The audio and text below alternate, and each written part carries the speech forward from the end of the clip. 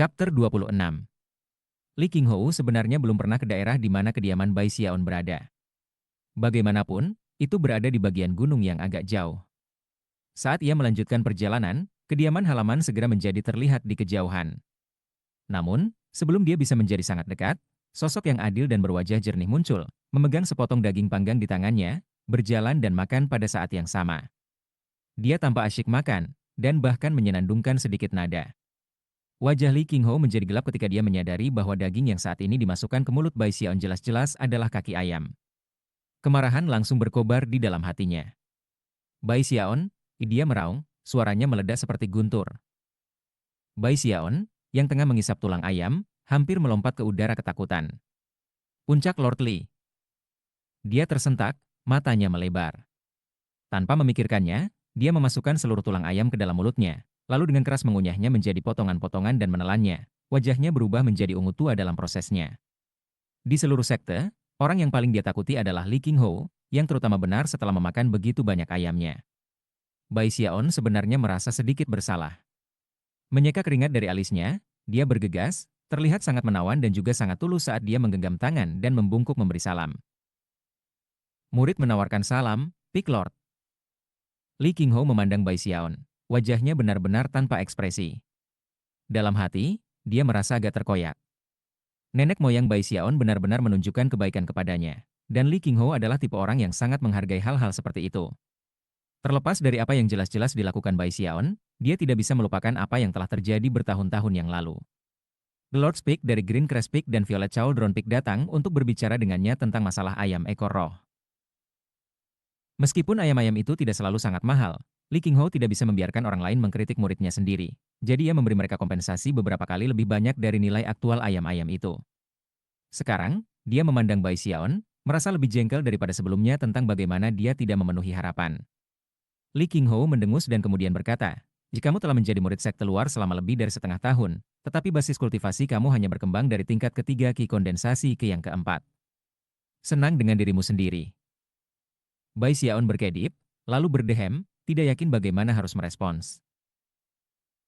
Namun, ia terus memasang wajah menawan, meyakinkan dirinya sendiri bahwa selama ia mempertahankan sikap yang benar, pada akhirnya semuanya akan baik-baik saja. Namun, ketika dia memikirkan fakta bahwa dia baru saja mengunyah kaki ayam ekor roh, dia tidak bisa menahan keringat. Li Qinghou merasakan sakit kepala.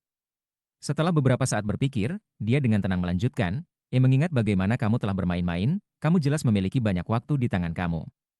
Dalam hal itu, mengapa kamu tidak bergabung dengan kompetisi untuk murid Qi kondensasi tingkat keempat dan kelima dalam 3 bulan? Itu akan ada di sini di Fragrant Cloud Peak. Hati Bai Xiaon segera mulai berdebar.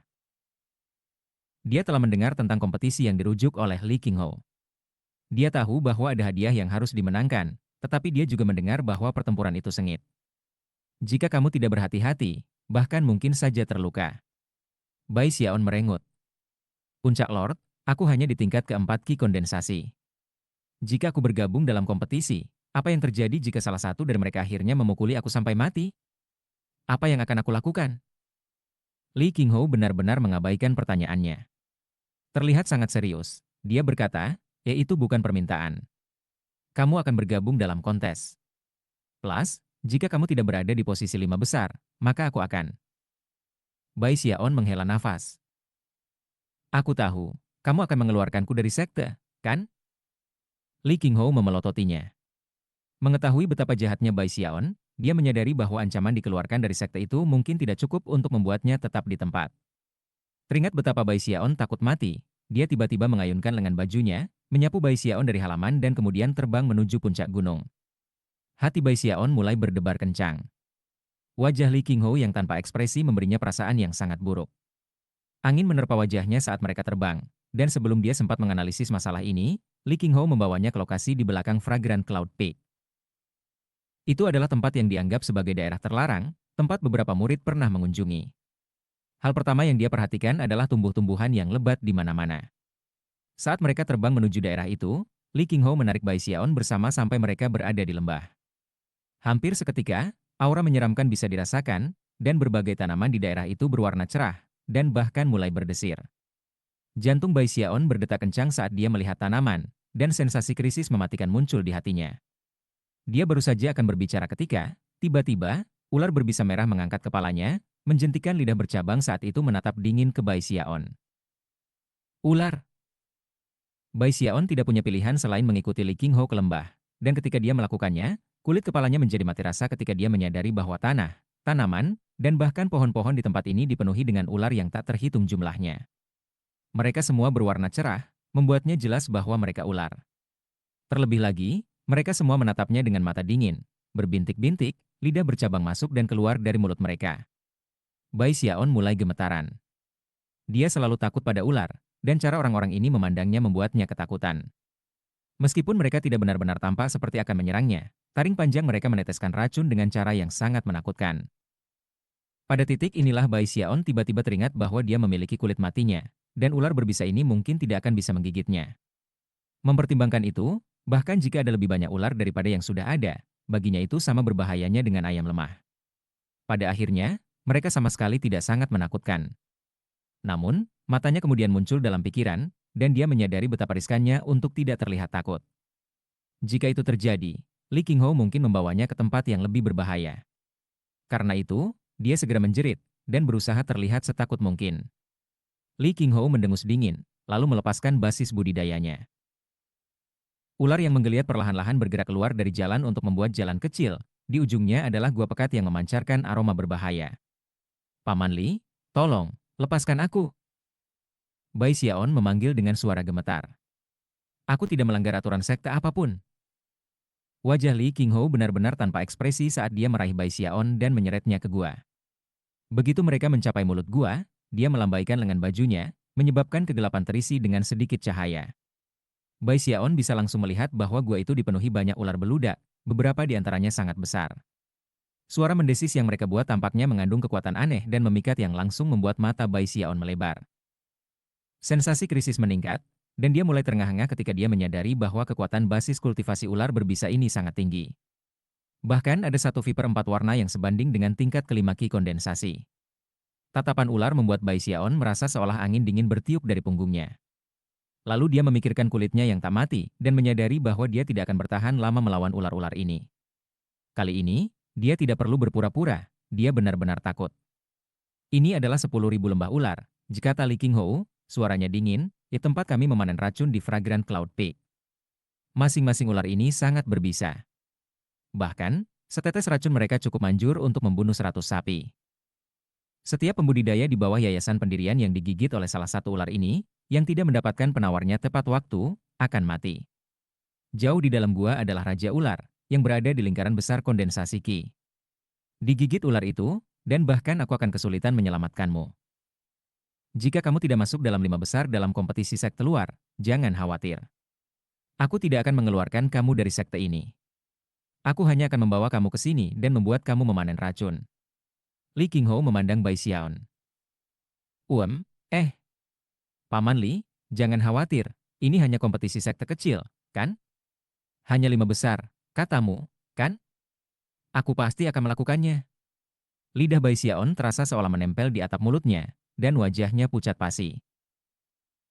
Ketika dia mendengar bahwa ada ular berbisa yang lebih menakutkan di kedalaman gua, dia bersumpah pada dirinya sendiri bahwa dia tidak akan pernah kembali ke tempat ini lagi seumur hidupnya.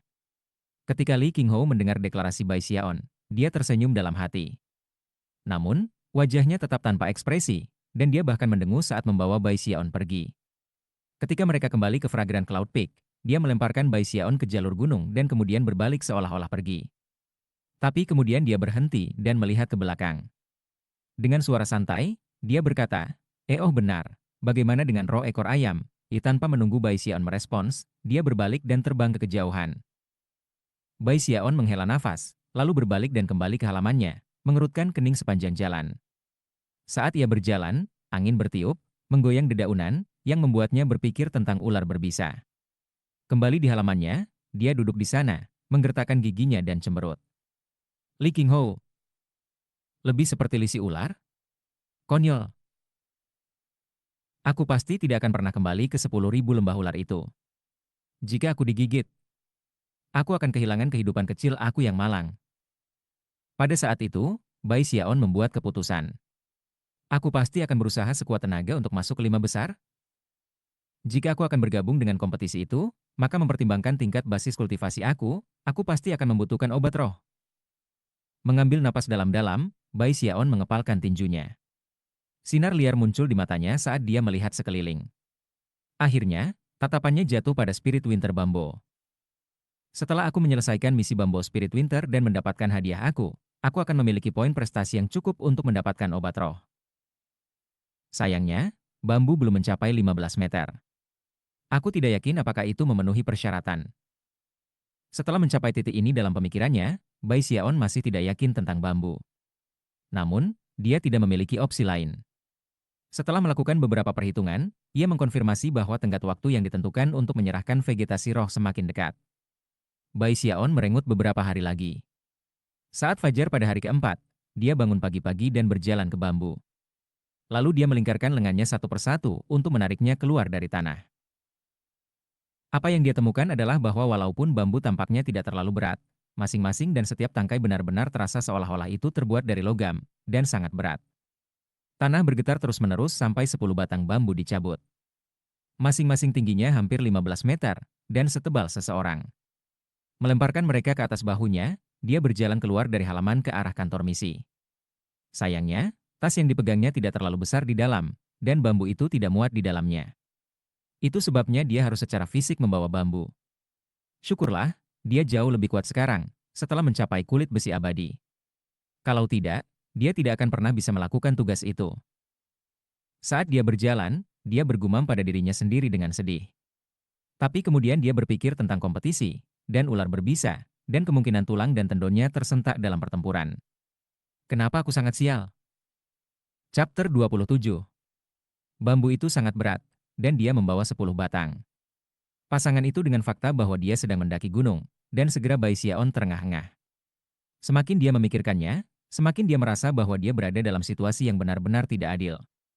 Aku mulai berlatih kultivasi immortal karena aku ingin hidup selamanya. Kenapa sih aku harus berkeliling bertarung dan membunuh? Ya, bambu ini jelas bisa tumbuh sedikit lebih tinggi, tapi saat ini aku butuh poin-poin itu. Semakin dia memikirkan situasinya, semakin jengkel dia pada ketidakadilan semua itu. Sambil menghela nafas, dia mengangkat spirit winter bambonya saat dia mendaki jalur gunung. Saat ini, sekelompok besar murid sekte luar berkumpul di luar kantor misi Fragrant Cloud Peak, tangan dipenuhi dengan berbagai tanaman obat yang akan mereka tukarkan dengan poin yang pantas. Fragrant Cloud Peak Elder hadir untuk memeriksa barang yang diserahkan. Jumlah poin jasa yang diberikan sebagai hadiah tergantung pada kualitas barang yang diserahkan. Tepat di luar gedung itu sendiri ada sebuah batu besar yang rata, tempat seorang lelaki tua berwajah putih berambut kemerahan duduk bersila. Barisan murid yang sepertinya tak berujung membentang di depannya, dan semua orang di barisan memiliki tanaman roh yang digenggam di tangan. Ketika lelaki tua itu memberikan penilaiannya, seorang asisten muda yang pergi ke samping akan mencatat informasi dan membagikan poin prestasi. Tidak buruk. Anggrek Watermist ini sudah memiliki 4 kelopak. Item kelas menengah. Ginseng Woodvein ini agak terlalu gelap, dan kekuatan tipe bumi terlalu kuat. Benar-benar tidak seimbang. Maaf, itu tidak memenuhi persyaratan. Berkeliaran di atas kepala adalah kawanan burung phoenix 5 warna yang elegan, masing-masing panjangnya lebih dari 3 meter. Kadang-kadang, mereka akan membuat panggilan merdu yang terdengar di daerah itu. Mereka adalah hewan peliharaan roh milik tetua yang duduk di sana, dan kapanpun hari yang ditentukan datang untuk menyerahkan tanaman dan tumbuh-tumbuhan, burung-burung akan ikut bersamanya. Mereka, tentu saja, menjadi sasaran kecemburuan murid-murid sekte luar. Basis kultivasi tetua berada pada tahap yayasan pendirian, dan jelas luar biasa. Meskipun keterampilan keseluruhannya dengan obat-obatan roh tidak cocok dengan Li Qinghou, dia masih sangat terkenal di sekte tersebut. Selain itu, obsesinya terhadap obat-obatan telah mencapai tingkat yang menakutkan yang bahkan Li Qinghou tidak bisa menyamakannya. Banyak orang bahkan mengatakan bahwa jika apoteker master ketiga pernah muncul di benua Eastwood, maka pastilah Yao tetua ini. Ada satu pemuda di barisan yang tidak sangat tampan, tetapi berdiri tegak dan lurus. Ketika dia mencapai tetua Yao, dia menggenggam tangan dan membungkuk dengan hormat. Salam, tetua Yao, ini aku, Chen Xiang. Ketika murid-murid sekte luar lainnya di daerah itu mendengar nama pemuda itu, mereka semua memandang dengan penasaran. Oh, jadi dia adalah tetua kakak Chen Xiang. Aku mendengar bahwa dia sangat berbakat dalam hal menumbuhkan tanaman roh. Aku juga mendengarnya. Sejak Chen Xiang bergabung dengan sekte ini, Dia tidak pernah menumbuhkan tanaman roh yang mendapat nilai kurang dari peringkat tinggi. Dia benar-benar luar biasa. Saat diskusi berlanjut dengan nada rendah, Chen Xiang berdiri di sana dengan ekspresi tenang dan acuh tak acuh di wajahnya. Namun, jauh di matanya membakar udara bangga dan tinggi. Tetua You bisa melihat betapa senangnya Chen Xiang. Dia sudah lama mengawasi dia, mengingat betapa berbakatnya dia ketika datang untuk menanam tanaman roh. Xiang, jenis tanaman apa yang kamu tanam kali ini? Tetua You bertanya dengan hangat. Tetua You, aku senang melaporkan bahwa aku menumbuhkan spirit winter bambo. Dengan itu, Chen Xiang melambaikan tangannya, menyebabkan 10 batang spirit winter bambo muncul. Masing-masing setebal lengan, dan panjangnya lebih dari 2 meter. Mereka hijau zamrud, dan bahkan berkedip dengan cahaya hijau redup. Aku pertama-tama merendam benih dalam pegas roh, kemudian tanah beberapa batu roh menjadi kerikil untuk bertindak sebagai tanah. Selanjutnya, aku memberi makan tanaman dengan energi spiritual aku sendiri, setidaknya setiap 6 jam. Setiap 3 hari, aku akan dengan hati-hati merawat daun mereka, dan aku bahkan menggunakan sihir mendalam ingredients yang aku kuasai, serta tanaman obat lainnya, untuk menumbuhkan mereka ke tingkat ini. Sangat bagus, kata Tetua You, membelai jenggotnya. Pujian di matanya jelas. Batang bambu ini panjangnya lebih dari 2 meter, dan berdenyut dengan energi hijau. Mereka melebihi tanda tingkat tinggi, dan dapat diklasifikasikan sebagai tingkat tinggi ekstrim. Aku mendorong kamu untuk terus bekerja keras. Jika kamu dapat menumbuhkan bambu hingga lebih dari 3 meter, maka mereka akan diklasifikasikan sebagai kelas unggul. Ketika murid luar sekte sekitarnya mendengar kata-kata tingkat tinggi, bahkan lebih banyak diskusi terjadi, dan banyak tatapan iri dilemparkan ke arah bambu spirit winter. Senyum muncul di wajah Chen Xiang, dan sinar lebat di matanya meningkat. Dia menggenggam tangan dan membungkuk, dan baru saja akan berjalan ke asisten untuk mengumpulkan poinnya, ketika dengusan dingin tiba-tiba terdengar. Tetua You, murid Xiao Yi juga menumbuhkan bambu spirit winter. Seorang pemuda berwajah panjang dengan mata sipit tiba-tiba muncul. Saat dia mendekat, dia melirik dengan jijik ke arah Chen Xiang.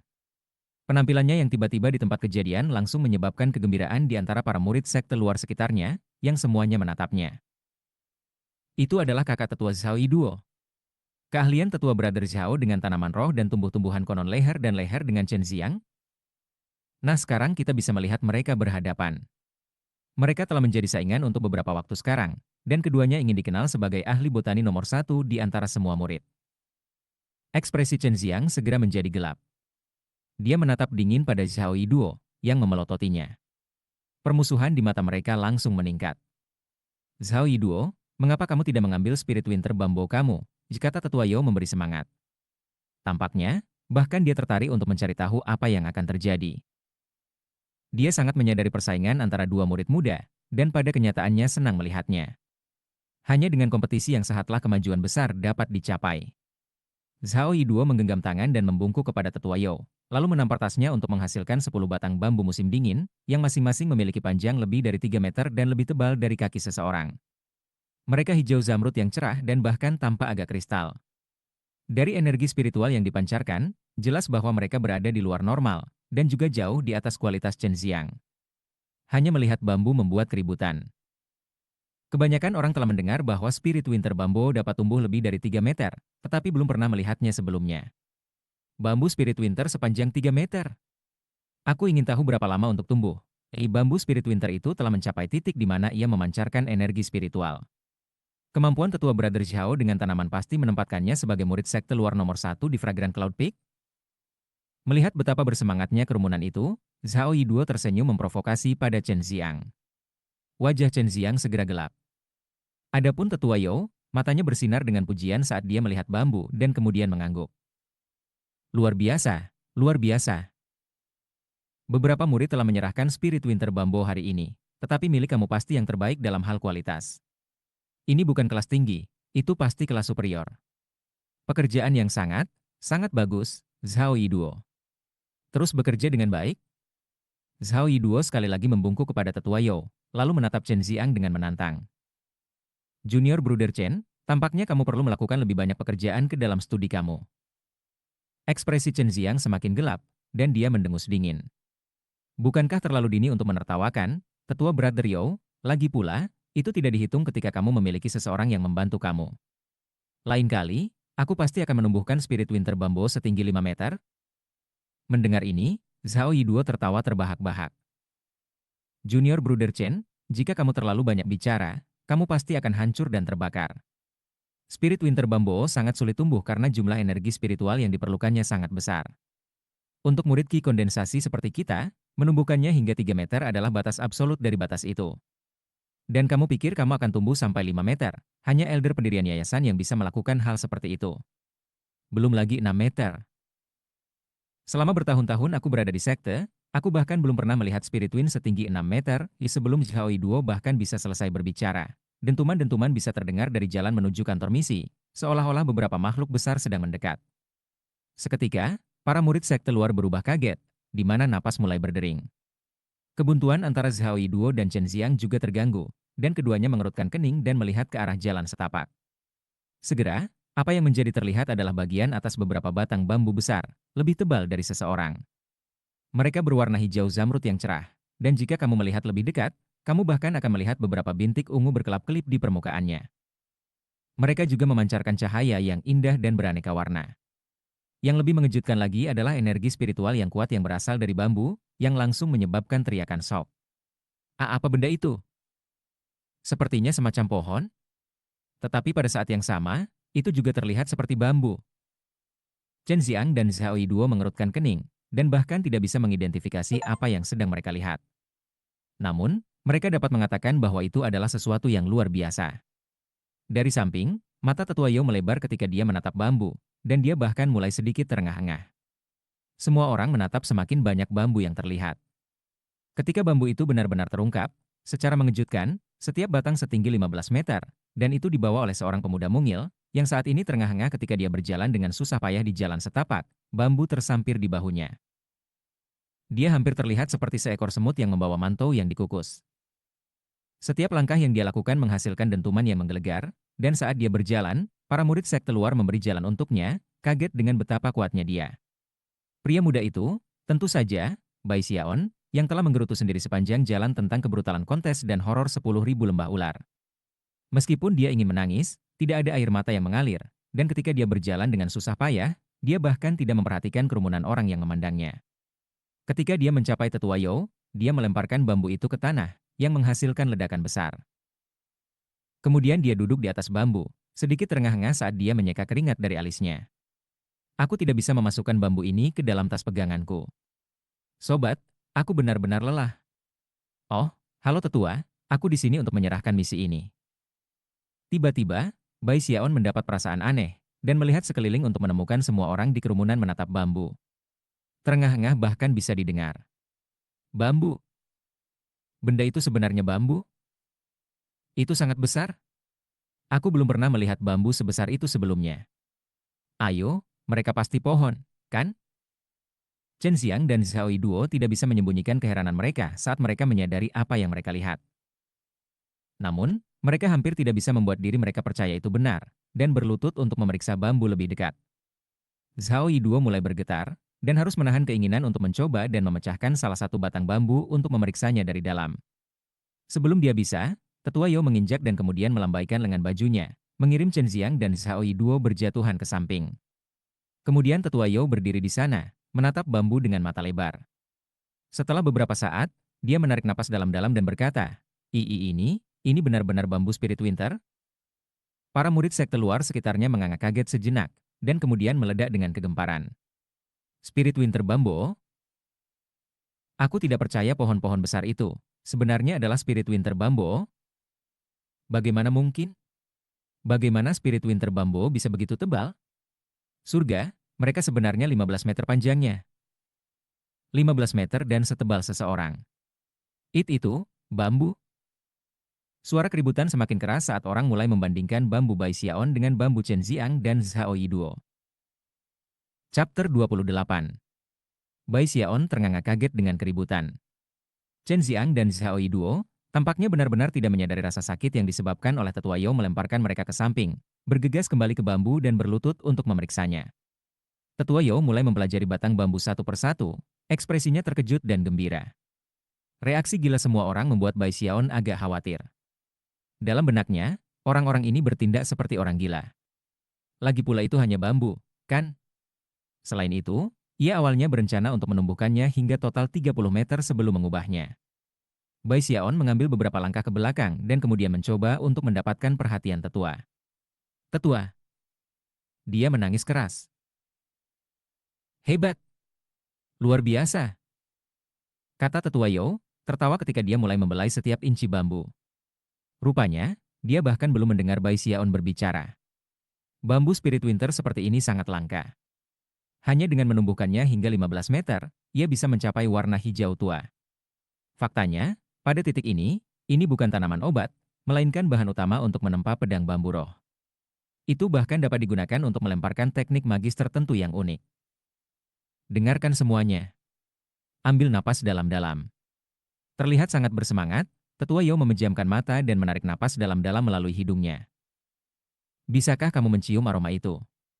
Baunya seperti daging dan tulang, bukan? Itulah aroma unik yang muncul setelah bambu jenis ini mencapai 15 meter. Chen Xiang dan Xiao Yiduo dengan sungguh-sungguh mengikuti. Murid-murid lain di daerah itu juga mendesak maju untuk melakukan hal yang sama. Bai Xiaon berdeham. Dia memperhatikan aroma yang sama saat dia membawa bambu menyusuri jalan setapak. Namun, dia cukup yakin bahwa itu sebenarnya aroma tulang ayam.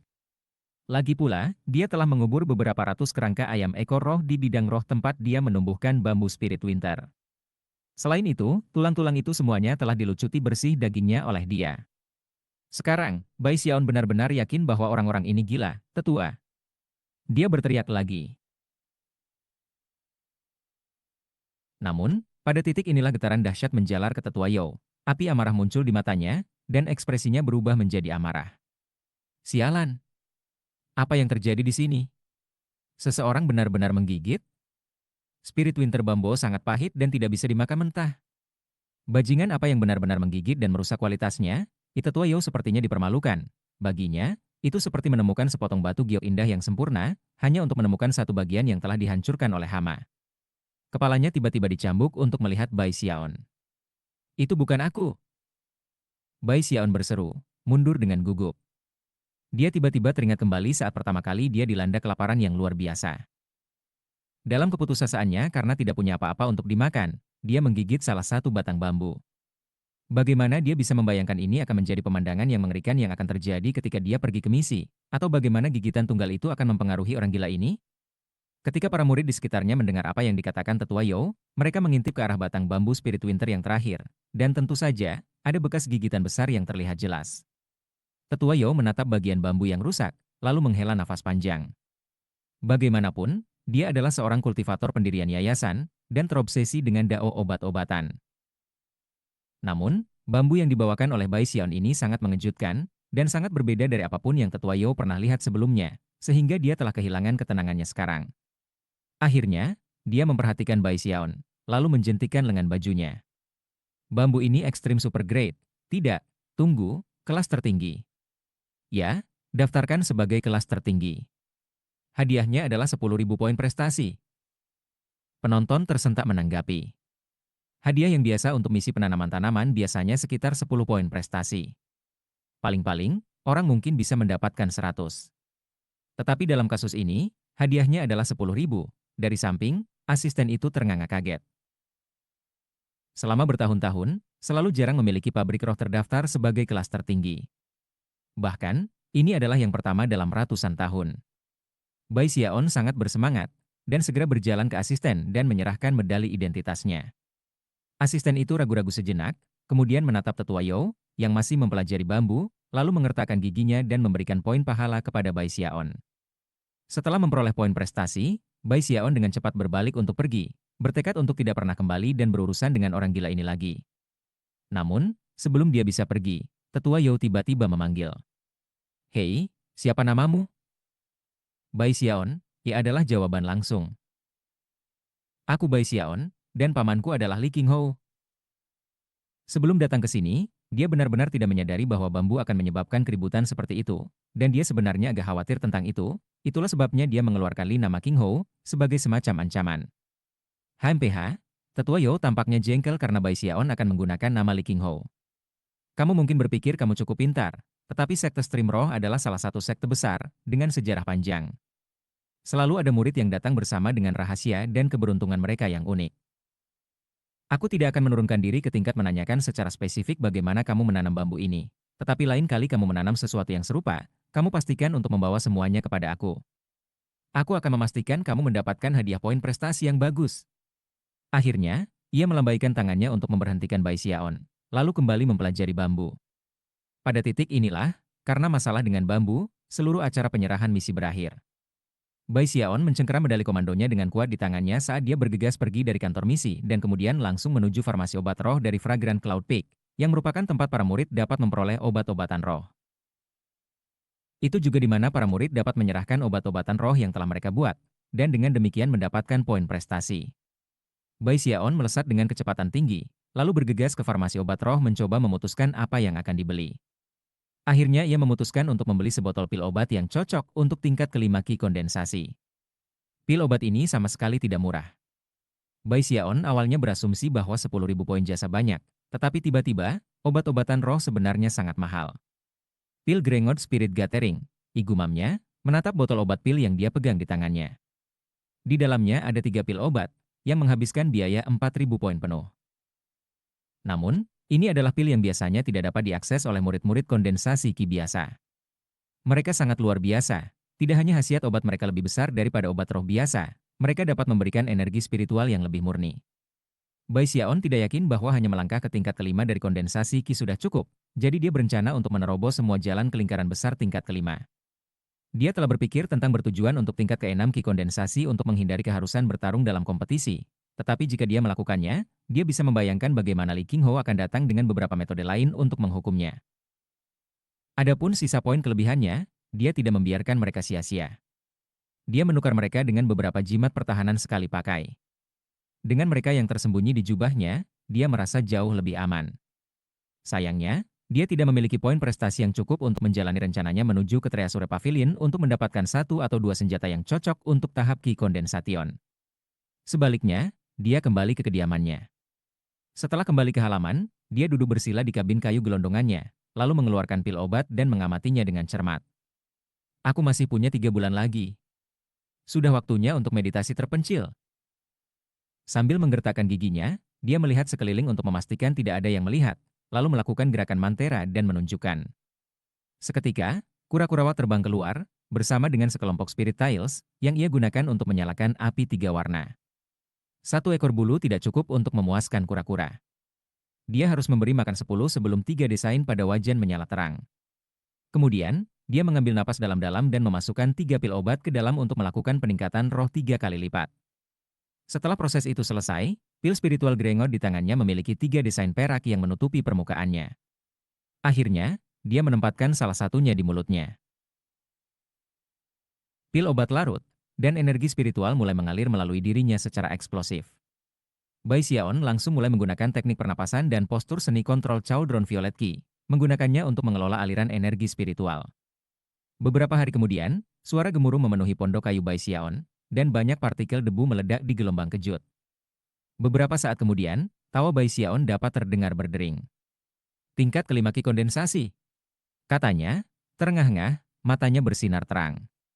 Setelah makan begitu banyak ayam ekor roh baru-baru ini, basis budidayanya telah mencapai lingkaran besar dari tingkat keempat Qi kondensasi. Dengan memakan 1 pil obat, ia dapat dengan mudah menerobos ke tingkat kelima. Lebih banyak kotoran dikeluarkan dari dalam dirinya, tetapi tidak sebanyak sebelumnya. Setelah mencuci, dia tidak segera mengambil pil obat lain, melainkan mengambil waktu untuk menstabilkan basis kultivasinya. Setelah 5 hari berlalu, ia mengeluarkan pil yang kedua dari 3 ruhnya yang diperkuat Grengod Spirit Gathering Pills, dan memakannya. Ketika energi spiritual mengalir melalui dirinya, sungai yang meridian rohnya tumbuh lebih besar, dan mengalir lebih cepat, menyebabkan basis kultivasinya naik lebih tinggi dengan kecepatan tinggi.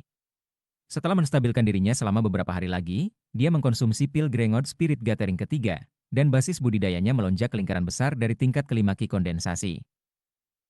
Pada titik ini, segala sesuatu tentang dirinya tampak berbeda dari sebelumnya. Kulitnya lebih adil, dan ada sesuatu yang unik tentang energinya. Bai Xiaon cukup senang, tetapi juga menyadari bahwa, biasanya, tidak mungkin untuk menggunakan hanya 3 pil obat untuk menerobos dari lingkaran besar tingkat keempat Qi kondensasi sampai ke lingkaran besar tingkat kelima, dan kemudian hanya berjarak 1 rambut dari mencapai tingkat ke-6. Sejauh yang dia tahu, Satu-satunya alasan dia bisa melakukannya adalah kura-kura wajan dan kemampuan peningkatan semangatnya. Semakin Bai Xiaon berlatih kultivasi, semakin jelas baginya betapa membantu kura-kura itu. Itu pada gilirannya menyebabkan dia menjadi lebih ingin tahu tentang asal-usulnya. Meskipun itu tampak seperti cangkang kura-kura, semakin dia mempelajarinya, semakin sepertinya tidak.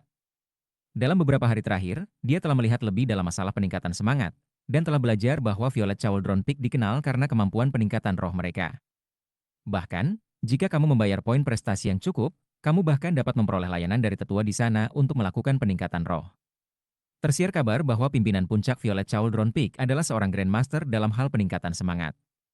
Menjari jari-jarinya di sepanjang desain yang menutupi kura-kura, mata Bai Xiaon berkilauan. Akhirnya, dia menggelengkan kepalanya. Ada terlalu banyak hal yang tidak dia mengerti, dan tidak ada gunanya membuang waktu untuk memikirkannya. Menjangkau tangannya, dia menyebabkan liontin batu giok hijau dan pedang kayunya muncul. Ini adalah satu-satunya alat ajaib yang dimilikinya saat ini. Sambil menggertakkan giginya, dia menghasilkan beberapa spirit tile saat dia bersiap untuk melakukan peningkatan roh 3 kali lipat pada mereka.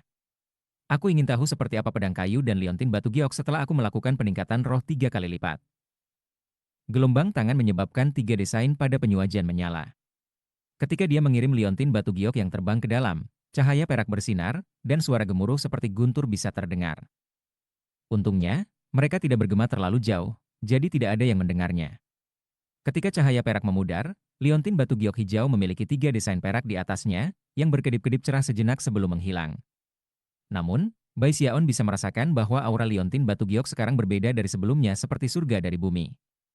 Bahkan, itu bahkan mungkin untuk melihat speks violet bercahaya di dalam hijau liontin giok.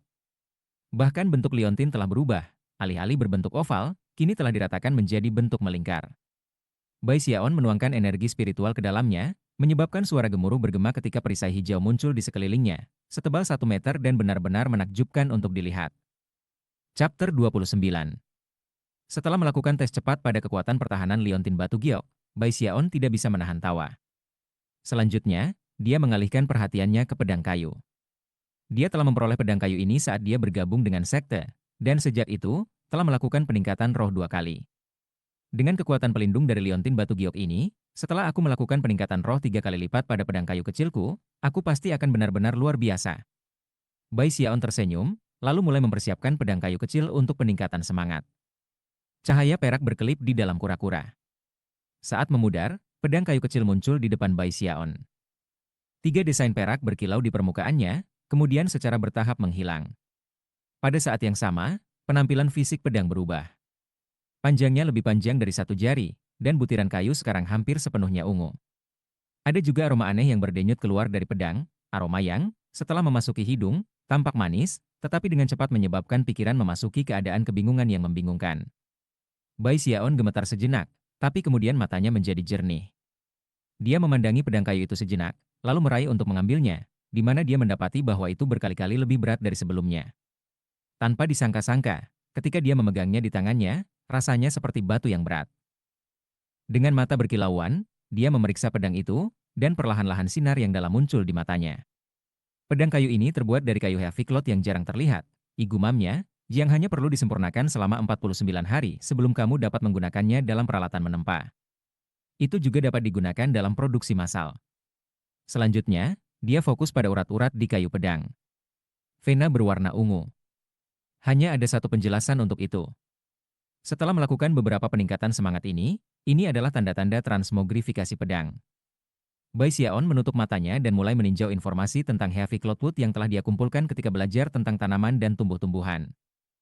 Setelah beberapa saat, matanya terbuka, dan mereka berkilau karena antisipasi. Dia melakukan gerakan mantera dan kemudian mengetuk pedang kayu kecil, yang secara instan menyebabkan cahaya hitam berkedip, yang di dalamnya adalah bintik-bintik ungu kecil. Tiba-tiba, pedang itu melesat keluar dari pondok kayu, melintasi halaman, dan kemudian sekitar 30 meter, di mana pedang itu menusuk batu besar. Tanpa mengeluarkan suara, pedang itu kemudian berputar di dalam batu, menembusnya, dan terbang kembali ke Bai Xiaon. Pedang itu tidak rusak sama sekali, dan sebenarnya mulai memancarkan aura menusuk. Ekspresi Bai Xiaon cerah. Dia bermain-main dengan pedang sedikit lebih, lalu sekali lagi mengecat desain. Akhirnya, dia membuka pintu pondok kayu, melangkah keluar, dan mengambil napas dalam-dalam. Sayangnya, begitu dia memikirkan kompetisi dalam 2 bulan, semangatnya yang sebelumnya tinggi sedikit menurun. Ini tidak cukup baik. Aku masih belum cukup siap. Orang lain dalam kompetisi pasti akan menjadi binatang buas. Aku perlu berbuat lebih banyak. Sambil menggertakkan giginya, dia memikirkan tingkat kedua seni kontrol Cauldron Violet yang telah dia baca di manual. Light in Heaviness. Berat dalam terang. Dua tingkat seni kontrol Cauldron Violet Ki adalah sihir yang kuat yang muncul ketika mengolah seni. Jika keduanya dibudidayakan ke puncak, mereka bisa mengarah pada kemampuan ilahi yang disebut Violet Ki Cauldron Summoning. Di tepi selatan sekte Stream Roh, teknik-teknik dasar seni kontrol Cauldron Violet Ki adalah sesuatu yang hampir semua orang berlatih. Namun, sedikit orang yang mengembangkan Heaviness in Likeness, dan untuk tahap kedua Likeness in Heaviness, itu bahkan lebih jarang. Adapun mereka yang mengolah seni ke puncak absolut, dan bisa melepaskan kemampuan ilahi memanggil Violet Ki Cauldron, mereka yang paling langka. Sebenarnya, sebagian besar dari mereka yang mendapatkan pencerahan pemanggilan Violet Ki Cauldron adalah murid-murid dari Violet Cauldron Peak. Likeness in Heaviness. Hanya dengan mencapai tahap itu untuk dapat sepenuhnya mengendalikan benda-benda fisik, aku bahkan dapat benar-benar yakin untuk naik di atas bungkusan itu. Bai Xiaon terus berpikir tentang deskripsi teknik saat dia menatap ke bawah ke arah pedang kayu kecil. Dulu ketika dia bertempur dengan Su Baochai, semua orang dari Departemen Pengawas dan bahkan para offense secara keliru berasumsi bahwa dia telah memperoleh pencerahan Likeness in Heaviness. Sekarang dia memikirkan kembali situasinya, sebuah ide berkelebat di benaknya. Alasan orang mengira aku telah mencapai Likeness in Heaviness adalah karena betapa mahirnya aku mengendalikan pedang kayu kecilku. Namun, alasan sebenarnya di balik itu sebagian besar karena betapa luar biasanya pedang itu setelah peningkatan rohku. Kebenaran dari masalah ini adalah kemampuanku untuk mengendalikannya sebenarnya tidak terlalu luar biasa, dan jelas bukan Likeness in Heaviness. Mengernyit, Bai Xiaon secara acak duduk bersila dan menatap pedang kayu. Perlahan-lahan, matanya menjadi kosong, dan segera ditembak dengan darah. Sesaat kemudian, tangan kanannya tiba-tiba melambai ke udara, mengirim pedang kayu kecil itu terbang keluar. Itu bersiul melalui udara di depannya, menendang awan debu. Kerutan Bai Xiaon semakin dalam saat tangan kanannya melambai dengan gerakan mantra, dan kemudian menunjukkan jarinya. Namun, apa yang dia tunjuk bukanlah pedang, melainkan batu besar di luar halaman yang baru saja dia tikam dengan pedang beberapa saat yang lalu. Gelombang jarinya menyebabkan batu besar itu bergetar sedikit, lalu perlahan-lahan bangkit ke udara sekitar sepertiga meter. Tetapi kemudian energi spiritual Bai Xiaon tumbuh tidak stabil, dan energi itu turun kembali dengan ledakan. Bai Xiaon tidak kecewa, meskipun. Padahal, justru sebaliknya. Matanya mulai bersinar terang. Berfokus sepenuhnya, ia mengedarkan energi spiritualnya dan sekali lagi melambaikan jarinya. Sekali, 2 kali, 3 kali. Waktu berlalu. Setengah bulan hilang dalam sekejap mata. Hampir sepanjang waktu itu, Bai Xiaon berusaha mengendalikan batu. Tentu saja, batu ini tingginya sekitar 3 orang, dan beratnya sekitar 1.500 hingga 1.600 kg. Terlepas dari kenyataan bahwa Bai Xiaon sudah berada di lingkaran besar dari tingkat kelima Ki kondensasi, memanipulasi objek seperti ini bukanlah tugas yang mudah. Satu-satunya alasan Bai Xiaon bisa melakukannya adalah karena kondisi basis kultivasinya yang sangat halus. Orang lain di level kelima Ki kondensation tidak akan pernah bisa memindahkan batu lebih dari beberapa sentimeter. Bai Xiaon bekerja keras selama sebulan penuh. Pada titik ini, dia menyadari bahwa alasan mengendalikan batu besar itu sangat sulit bukan karena kurangnya energi spiritual, tetapi karena tingkat kendalinya kurang. Bahkan ketika dia masih memiliki banyak energi spiritual, koneksi akan selalu terputus. Kuncinya adalah menggerakkan benang energi spiritual dengan kecepatan konstan, igumamnya dengan suara serak, matanya merah tetapi bersinar terang. Begitulah cara memastikan mereka tidak pernah rusak. Itu adalah prinsip yang sama yang diterapkan pada manusia ketika mereka membuat mie di rumah. Jika kamu menarik adonan terlalu cepat, itu akan patah. Jika kamu berjalan terlalu lambat, tidak mungkin untuk merentangkannya terlalu jauh. Kamu harus menggunakan jumlah kekuatan yang tepat, dan kemudian kamu dapat mengontrol objek dengan lancar dan jelas sesuai keinginan kamu. Jika para pembudidaya ingin mengendalikan benda-benda fisik sampai tingkat yang melampaui yang biasa, mereka perlu menggunakan jumlah kekuatan yang tepat dan menjaga stabilitas. Tentu saja, itu meningkatkan tingkat kesulitan secara signifikan. Aku mengerti sekarang? Bai Xiaon berpikir dengan penuh semangat. Likeness in Heaviness adalah tentang lebih dari kata-kata, ringan, dan berat. Itu tidak hanya mampu mengendalikan benda-benda berat seolah-olah mereka tidak banyak menimbang. Itu hanya makna permukaan saja. Makna yang sebenarnya dan lebih dalam harus dilakukan, bukan dengan benda-benda fisik, melainkan dengan cara kamu memanipulasi energi spiritual. Di tingkat kelima kondensasi Ki, cadangan total energi spiritual kamu adalah apa yang membuat beban. Ketika kamu mengambil energi spiritual itu dan mengubahnya menjadi banyak benang kecil yang tidak bisa dipecahkan, itulah ringannya. Melakukannya dengan benar adalah likeness in heaviness. Tentu saja, dengan makna permukaan, hasilnya adalah kecepatan yang kamu dapat dengan mudah mengontrol objek fisik. Setelah sampai ke akar masalahnya, ia melambaikan tangannya lagi, dan batu itu mulai bergetar. Kemudian tiba-tiba naik ke udara. Seolah-olah ada tangan yang sangat besar hanya meraih dan menariknya. Kemudian, ia mulai bersiul di udara menuju Bai Xiaon. Namun, sebelum itu bisa mencapai dia, tiba-tiba jatuh dari udara ke halamannya, di mana itu menendang awan debu besar. Bai Xiaon tidak merasa putus asa. Dia terus berlatih selama setengah bulan. Sayangnya, sepanjang waktu itu, ia tidak dapat mempertahankan satu benang energi spiritual yang terus-menerus stabil. Bahkan ketika dia mampu membentuk benang yang stabil, beban batu yang luar biasa memastikan bahwa benang energi spiritual selalu tumbuh tidak stabil dan putus. Tentu saja, ketika datang untuk mengendalikan pedang kayu kecil, dia tidak punya masalah apapun. Karena perbedaan besar dalam berat antara batu dan pedang, Bai Xiaon sekarang merasa bahwa mengendalikan pedang kayu itu jauh lebih mudah. Selanjutnya, setelah sebulan atau lebih pelatihan, dia bisa memindahkannya dengan kecepatan yang jauh lebih besar. Dalam kenyataannya, dia benar-benar telah mencapai cahaya dalam berat. Namun, dia tidak puas. Matanya benar-benar merah, dia mengertakkan gigi, dan tekad jahat itu sekali lagi muncul. Aku menolak untuk percaya aku tidak bisa melakukannya. Dia melakukan gerakan mantra dengan tangan kanannya, menyebabkan batu besar itu terbang dan melayang tepat di atasnya. Butir-butir keringat muncul di dahinya ketika dia menatap batu dengan gugup, mengerahkan semua upaya yang mungkin dia bisa kumpulkan untuk melestarikan benang energi spiritual yang tak terlihat itu. Lagi pula, jika itu pecah, maka batu itu akan jatuh. Meskipun itu tidak akan membunuhnya, itu pasti akan sangat menyakitkan.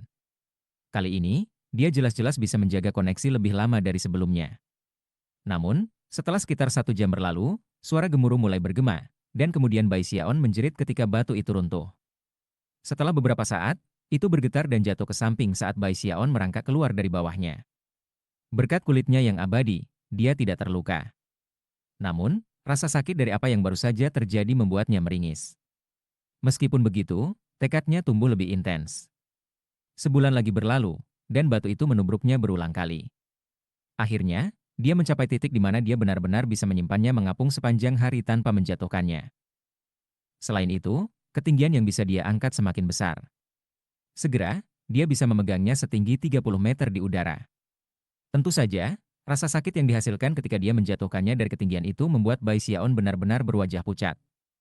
Namun, itu adalah satu-satunya cara untuk memperbaiki dirinya ke puncak. Perlahan-lahan, kemampuannya untuk mencapai cahaya dalam berat dengan energi spiritual internalnya tumbuh semakin stabil. Akhirnya, dia mencapai titik di mana dia hampir tidak pernah memutuskan koneksi. Namun, dia masih belum puas. Selanjutnya, dia tidak berlatih sambil duduk dengan kaki menyilang, tetapi sebaliknya, saat berolahraga.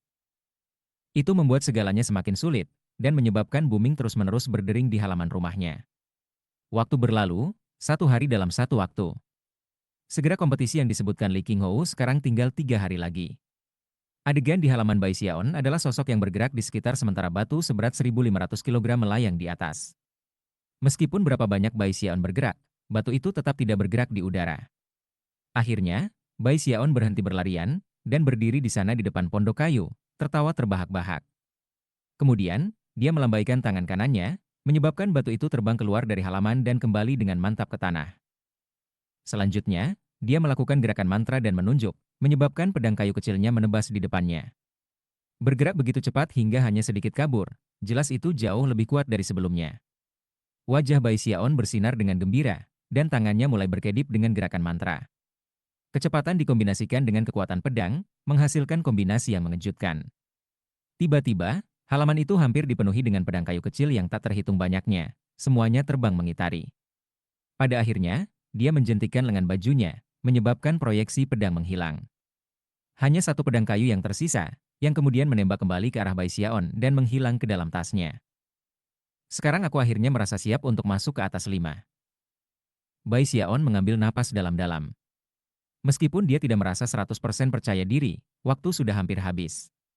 Yang bisa dia lakukan hanyalah menyelesaikan kinya dan menenangkan pikirannya, kemudian duduk bersila untuk bermeditasi dan menempatkan dirinya dalam kondisi yang tepat.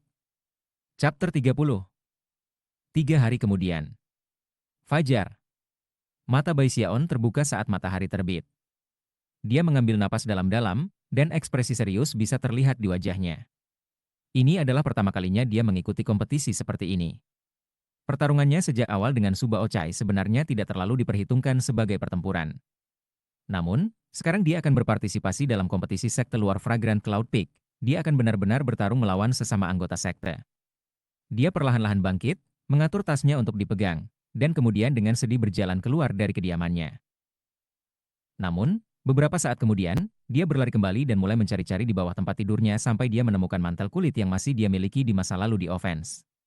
Setelah mengenakan beberapa lapisan, ia kemudian meletakkan liontin gioknya di suatu tempat yang bisa diakses dengan mudah. Kalau bukan karena fakta bahwa itu akan menyebabkan terlalu banyak pertanyaan, dia akan meletakkan penyu-penyu di punggungnya. Ah, kenapa aku tidak memikirkan ini sebelumnya? Dia berpikir dengan menyesal. Aku tidak percaya aku lupa tentang wajan hitam besar milikku itu. Namun, dia kehabisan waktu, dan tidak punya pilihan selain menggertakkan giginya, berbalik, dan pergi. Melirik ke arah matahari yang jauh, matanya dipenuhi tekad. Membusungkan dadanya, dia mulai mendaki ke puncak gunung. Saat ini, ia mengenakan terlalu banyak lapisan pakaian kulit. Meskipun dia tidak memakai wajan hitam besar, dia masih terlihat agak seperti nasi ketan. Dia terbungkus erat sehingga setelah berjalan hanya sedikit, dia sudah mulai berkeringat. Namun, bahkan jika dia berkeringat lebih deras, dia tidak akan menumpahkan satu pun pakaian. Kompetisi itu terlalu penting, dan dia tidak bisa berhenti memikirkan betapa brutalnya itu. Ketika dia berjalan di sepanjang jalan, dia tiba-tiba menyadari bahwa itu adalah pagi yang cukup berkabut di gunung, dan dia sebenarnya tidak tahu di mana tepatnya dia berada. Apakah aku salah belok? Pikirnya, dan langsung mencari seseorang untuk menanyakan arah. Pada saat yang sama, hatinya mulai berdebar karena takut akan terlambat. Di puncak Fragrant Cloud Peak adalah arena pertempuran, yang merupakan tempat kompetisi berlangsung. Cukup banyak orang sudah berkumpul di sana untuk menonton acara, dan mengobrol dengan nada pelan. Bahkan ada beberapa murid di antara hadirin yang berada di tingkat kelima Ki Condensation. Meskipun kebanyakan dari mereka berdiri di sana dengan tangan terlipat di dada mereka saat mereka melihat saudara dan saudari junior mereka yang akan berpartisipasi dalam kompetisi. Tentu saja, ada juga orang-orang di sana untuk menghibur teman-teman mereka. Kompetisi sekte luar ini tidak terlalu formal, tetapi itu adalah tempat di mana para peserta dapat menonjol dari kerumunan.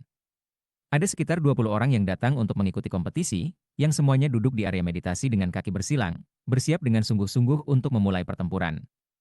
Tidak seorang pun di kompetisi berada di level ketiga Ki Kondensasi. Meskipun aturan diperbolehkan untuk itu, sebagian besar orang yang benar-benar bergabung dengan kompetisi berada di tingkat kelima dari kondensasi Ki, meskipun ada 5 atau 6 yang berada di tingkat keempat. Ada seorang wanita muda di antara kelompok yang menonjol dari orang lain. Dia tinggi dan cantik, dan seragam murid sekte luarnya tidak bisa menyembunyikan wujudnya yang montok. Siapapun yang menatapnya tidak akan bisa berhenti dari tergelincir menjadi sedikit lamunan. Kulitnya putih seperti salju, dan dia memiliki alis yang melengkung anggun seperti daun willow. Dia benar-benar sangat cantik. Adapun celana Taois yang dia kenakan, meskipun longgar, mereka meregang erat di belakangnya dengan cara yang membuat hampir mustahil bagi pria manapun untuk berpaling. Ada beberapa murid sekte luar berkumpul di sekelilingnya, jelas pengagumnya. Meskipun dia tidak bisa dibandingkan dengan Yao Xinqi, dia masih salah satu murid sekte luar yang paling terkenal, Du Lingfei. Basis kultivasi tetua Sister Du berada di lingkaran besar dari tingkat kelima Ki Condensation, jadi dia pasti akan mengambil tempat pertama dalam kompetisi ini. Bahkan tidak ada ketegangan dalam masalah ini. Tapi kamu tidak bisa meremehkan kakak Chen Xiang. Aku mendengar bahwa dia memiliki terobosan basis kultivasi bulan lalu. Dia mungkin tidak berada di lingkaran besar dari tingkat kelima Ki Kondensasi, tapi dia dekat. Berdiri tidak terlalu jauh dari Du Lingfei adalah seorang pria muda yang tampak sombong, Chen Xiang yang sama yang telah dikejutkan oleh Bai Xiaon Bambu di luar kantor misi hari itu. Bahkan ketika semua orang mendiskusikan masalah ini, Chen Xiang menatap Du Lingfei dengan sinar aneh di matanya. Meskipun dia tidak terlalu percaya diri untuk bisa menempati posisi pertama, dia cukup yakin dia bisa menempati posisi kedua. Selain itu, dia mungkin juga bisa memanfaatkan situasi untuk mengenal Du Lingfei sedikit lebih baik. Pada titik inilah dua sinar cahaya bersiul di udara dari kejauhan. Itu tidak lain adalah Li Qinghu, diikuti oleh seorang lelaki tua kurus. Pria tua itu berkulit gelap, tetapi matanya bersinar cerah, dan dia tampak seperti orang yang sangat ketat. Para murid sekte luar sekitarnya benar-benar terkejut menemukan bahwa Li Qinghou akan hadir di kompetisi, dan dengan cepat menggenggam tangan sebagai salam. Salam, pimpinan puncak. Salam, Tetua San. Semua orang terperangah bahwa Lord Pig secara pribadi akan datang ke acara seperti ini. Kompetisi kecil seperti ini hampir selalu dipimpin oleh Tetua San. Du Lingfei dan Chen Xiang juga terkejut, dan memiliki ekspresi yang sangat serius di wajah mereka saat mereka membungkuk memberi salam kepada Li Qinghou. Li Qinghou melihat sekeliling dengan murah hati, mengangguk. Namun, ketika dia mengamati kerumunan murid, dia mengerutkan kening ketika dia menyadari bahwa Bai Xiaon tidak ada di sana. Ketika murid luar sekte sekitarnya melihat Li Qinghou mengerutkan kening, hati mereka mulai berdebar. Du Lingfei langsung mulai gelisah, tidak yakin mengapa Pangeran Puncak mungkin tidak senang. Bagaimana kalau kita mulai, Pangeran Puncak? Tanya Tetua San, yang berdiri di sebelah Li Qinghou. Li Qinghou baru saja akan menjawab ketika, tiba-tiba, bentuk bola yang basah oleh keringat terlihat melaju ke arah mereka dari kejauhan. Aku tersesat. Seru Bai Xiaon saat dia berlari. Itu terlalu berkabut. Tidak hanya Bai Xiaon sangat gugup, dia juga merasa bahwa seluruh situasi sangat tidak adil. Lagi pula, dia tidak terlalu akrab dengan semua jalur gunung, dan mengingat betapa berkabutnya itu, dia hanya tersesat saat berpikir. Begitu kata-kata itu keluar dari mulutnya, semua murid sekte luar tanpa sadar memandang. Ada beberapa dari mereka yang akrab dengan Bai Xiaon, dan ketika mereka mendengar kata-kata yang dia panggil, mereka mulai terkekeh. Adapun orang-orang yang tidak mengenalnya, mereka mengerutkan kening, dan kilau ejekan bisa terlihat di mata mereka. Sejauh menyangkut mereka, satu-satunya alasan dia tersesat dalam perjalanan ke kompetisi adalah bahwa dia jarang memberanikan diri ke puncak gunung, dan tidak terlalu peduli dengan kompetisi yang diadakan sekte itu. Kemungkinan besar, dia hanya terbiasa berjalan-jalan untuk kesenangan. Du Lingfei menatapnya, dan mengingatnya sebagai salah satu orang yang mengejar Yao Xinqi baru-baru ini. Seharusnya, dia telah bekerja keras untuk menangkap bandit ayam yang hebat. Du Lingfei segera berbalik dengan jijik, bahkan tidak rela menatapnya. Chen Xiang memandang Bai Xiaon dengan sangat terkejut, dan tidak bisa menahan diri untuk melirik Li Qinghou. Dia tidak lupa apa yang dikatakan Bai Xiaon di kantor misi tentang Li Qinghou menjadi pamannya. Itu akan menjelaskan mengapa Li Qinghou mengerutkan kening sekarang. Dan setelah menganalisis masalah ini, dia menyadari bahwa ketika melawan Bai Xiaon, dia harus berhati-hati untuk tidak memukulnya terlalu buruk. Li Qinghou mendengus dingin, menatap Bai Xiaon sejenak sebelum mengangguk pada Tetua San. Tetua San memandang Bai Xiaon sambil berpikir sejenak, lalu tertawa dan melambaikan lengan bajunya. Sangat baik. Semua murid yang ingin berpartisipasi dalam kompetisi pertempuran sekte luar, silakan masuk ke arena. Melihat tatapan Li Qinghou menyebabkan Bai Xiaon merasa lebih dari sebelumnya bahwa situasinya benar-benar tidak adil. Namun, dia tidak berani memberikan suara kepada sentimennya. Segera setelah kata-kata itu keluar dari mulut Tetua San, Bai Xiaon adalah murid pertama yang melompat ke peron, dadanya membuncit dengan bangga, tanpa seolah-olah gunung belati dan lautan api tidak dapat merusak kehormatannya. Segera, semua kontestan berada di arena. Termasuk Bai Xiaon, ada 20 total. Aturan untuk kompetisi seperti ini cukup longgar. Tetua San memandangi para kontestan sejenak, lalu mengeluarkan karung kain kecil, di dalamnya ada koleksi kelereng dengan nomor di atasnya. Satu demi satu, para pesaing mengajukan untuk mengambil marmer, yang akan menunjukkan urutan pertarungan mereka. Bai Xiaon tidak berhasil mendapatkan garis pertama. Dia terjebak di tengah, dan ketika dia mengeluarkan marmernya, ada nomor 11 yang tertulis di sana. Baiklah, kata Tetua San dengan dingin. Sekarang, semua orang mundur sehingga pertandingan pertama bisa dimulai. Pejuang nomor 1 dan 2, bersiaplah untuk memulai. Bai Xiaon dan yang lainnya dengan cepat meninggalkan arena pertempuran, sedangkan para murid dengan kelereng nomor 1 dan 2 tetap. Saat keduanya saling menatap, cahaya yang cemerlang mulai bersinar di mata mereka. Segera mereka mulai berkelahi, dan suara pertempuran yang meledak terdengar. Sementara itu, pikiran Bai Xiaon berpacu. Dia terus mengatakan pada dirinya sendiri bahwa, mengingat ada 20 orang dalam kompetisi ini, yang harus dia lakukan adalah menang 2 kali untuk berhasil masuk ke 5 besar. Dia juga bertanya-tanya siapa yang mendapat marmer nomor 12, tetapi tidak ada yang mau untuk mengungkapkan kepada orang lain nomor berapa yang mereka miliki, membuatnya hampir tidak mungkin baginya untuk menentukan siapa yang akan dia lawan. Bahkan ketika arwahnya mulai turun, pertandingan pertama berakhir, dan yang kedua dimulai. Du Lingfei adalah salah satu pejuang dalam pertandingan ini, dan dia segera melakukan gerakan mantera, menyebabkan panji terbang keluar, yang kemudian berubah menjadi aliran kabut yang menyelimuti lawannya. Setelah berjuang sedikit, murid itu tidak bisa melarikan diri, dan mengakui, dipenuhi dengan kekaguman pada Du Lingfei. Pertandingan ketiga dan keempat berlangsung cukup cepat, dan ketika tiba saatnya untuk pertandingan kelima, Chen Xiang meraih kemenangan cepat dan efisien atas seorang murid di tingkat keempat Qi Condensation. Petarung nomor 11 dan 12, maju dan biarkan pertandingan dimulai, seru Tetua San. Bai Xiaon mengambil napas dalam-dalam dan berjalan maju, ekspresi yang sangat serius di wajahnya. Setelah menginjakan kaki ke arena, ia menemukan bahwa lawannya adalah seorang pemuda jangkung yang kurus dengan senyum dingin di wajahnya. Basis kultivasinya luar biasa, di tingkat kelima Qi Kondensasi. Matanya bersinar seperti kilat, dan secara keseluruhan, dia tampak seperti tipe orang yang tidak bisa dianggap enteng. Baiklah junior brother, kata pemuda kurus itu, suaranya dingin, jika kamu bernasib buruk telah menabrakku di babak pertama. Belum terlambat untuk kebobolan. Jika tidak, kamu harus bertanggung jawab untuk diri sendiri jika kamu terluka. Namun, pada saat kata-kata itu keluar dari mulut pemuda itu, Bai Xiaon tiba-tiba mengeluarkan raungan yang kuat. Deru itu begitu kuat sehingga semuanya bergetar, dan beberapa penonton terkejut. Pria muda kurus itu juga terkejut, dan bahkan mundur sedikit tanpa memikirkannya, menatap Bai Xiaon dengan mata lebar.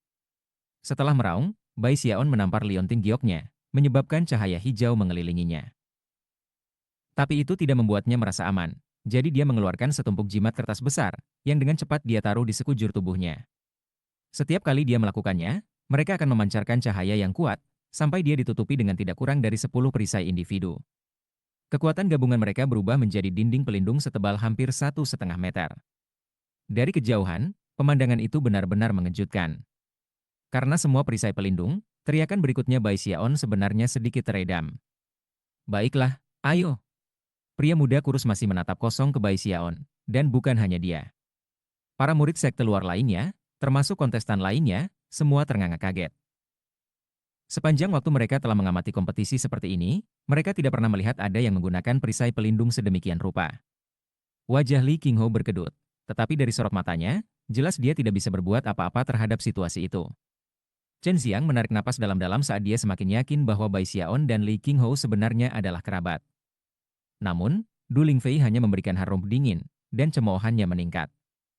Semua orang menyaksikan dengan mata terbelalak ketika pemuda kurus di arena mengeluarkan raungannya sendiri, lalu melakukan gerakan mantra dua tangan, menyebabkan pedang kayu terbang langsung ke Bai Xiaon.